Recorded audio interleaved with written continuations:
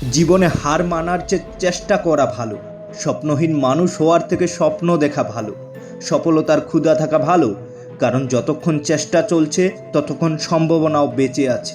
দেখো, হয়তো তুমি আজ ব্যর্থ, হয়তো চারপাশের মানুষ তোমাকে নিয়ে সন্দেহ করে, হয়তো তোমার নিজেরও মনে হচ্ছে আমি কি পারবো, কিন্তু আমি বলছি তুমি পারবে।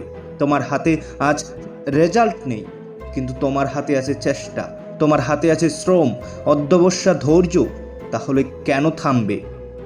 আমরা অনেক সময় ভাবি যদি ব্যর্থ হই, কিন্তু তুমি কি ভাবছো?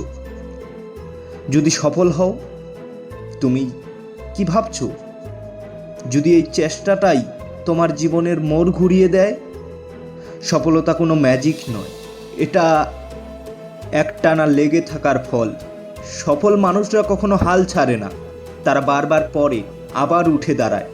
তুমি যদি স্বপ্ন দেখো, তবে সেটাকে বাস্তবে রূপ দেওয়ার জন্য নিজের সর্বোচ্চটা দাও।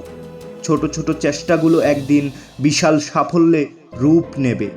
তাই আজ থেকে শুরু করো, হাল ছেড়ো না, চেষ্টা করো, বারবার করো। কারণ সফলতার জন্য সবচেয়ে বড় যোগ্যতা হলো কখনো হার না মানা। সফলতার গল্প তারা লিখতে পারে যারা থামতে জানে না। তুমি কি তোমার গল্প লিখতে প্রস্তুত? তাহলে আজ থেকে শুরু করো। এই ভিডিওটি যদি তোমাকে অনুপ্রাণিত করে, তাহলে অবশ্যই একটা লাইক করো, কমেন্ট করো, মতামত জানাও এবং আরও মোটিভেশন কন্টেন্ট পেতে চ্যানেলটি সাবস্ক্রাইব করো।